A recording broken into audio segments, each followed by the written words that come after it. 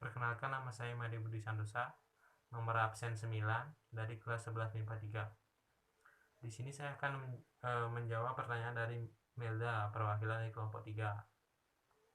Pertanyaannya adalah, perpecahan Serikat Islam menjadi SI putih dan SI merah dilatar belakangi oleh faktor apa?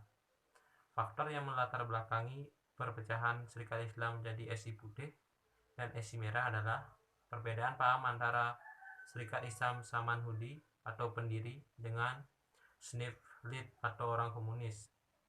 Samanhudi memiliki paham nasionalisme dan Islam yang melahirkan Serikat Islam Putih, sedangkan Schneeflid yang memiliki paham komunis lalu menyusup ke tubuh Serikat Islam yang akhirnya berhasil mempengaruhi tokoh-tokoh muda Serikat Islam seperti Semaun, Darsono, Tan Malaka, dan Alimin, yang kemudian melahirkan Serikat Islam Merah atau SI Merah.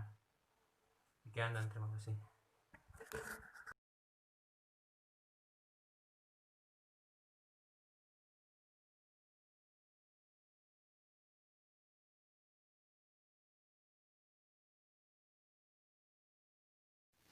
Jika ditanya soal dampak bagi Indonesia, ada dampak baik dan dampak buruknya bagi bangsa Indonesia.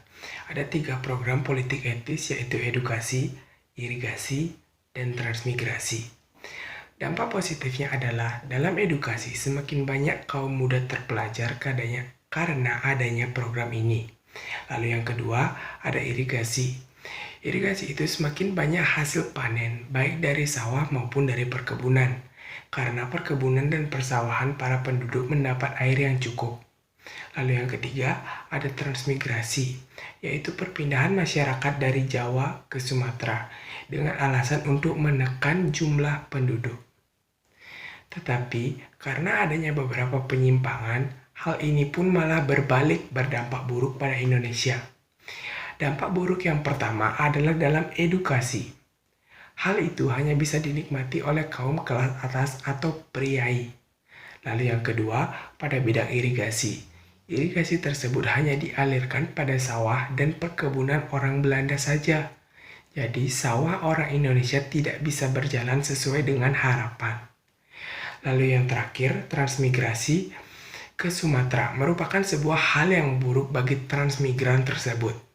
Karena sampai di sana, mereka ditugaskan untuk melakukan sesuatu yang tidak dikehendaki atau biasa disebut dengan kerja paksa.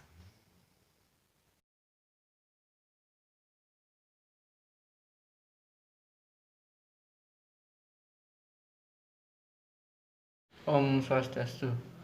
Nama saya Made Triantawi Mulya, nomor absen 22 dari kelompok 1. Di sini saya akan menjawab pertanyaan dari Putu Wika, yaitu apa hal yang mendasari atau alasan terbentuknya Budi Utomo.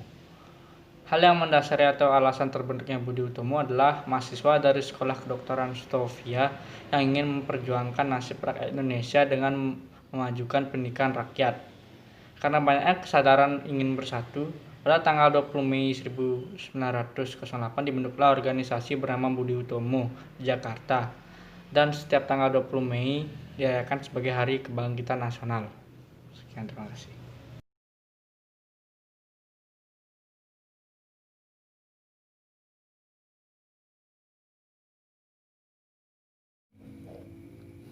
Perkenalkan, nama saya Gusti Agung Riditya Gotama, absen 3 dari kelas 11 MIPA 3. Di sini saya dari perwakilan kelompok 1 ingin menjawab pertanyaan yang ditanya oleh Dayuan Jali dari kelompok 7. Pertanyaannya yaitu, apa tujuan utama dibentuknya organisasi SDI? Tujuan utama dibentuknya organisasi SDI yaitu memajukan perdagangan yang dimana artinya dapat bersaing dengan pedagang-pedagang besar asing. Yang kedua, memberikan pertolongan kepada anggota-anggotanya yang mengalami kesulitan. Yang ketiga, memajukan kepentingan jasmani dan rohani yang ada pada penduduk asli. Yang keempat, memajukan kehidupan beragama Islam. Yang kelima, memotong politik Hindia Belanda. Dan yang terakhir yaitu memajukan pengajaran dan semua yang mempercepat naiknya derajat Bumi Putra.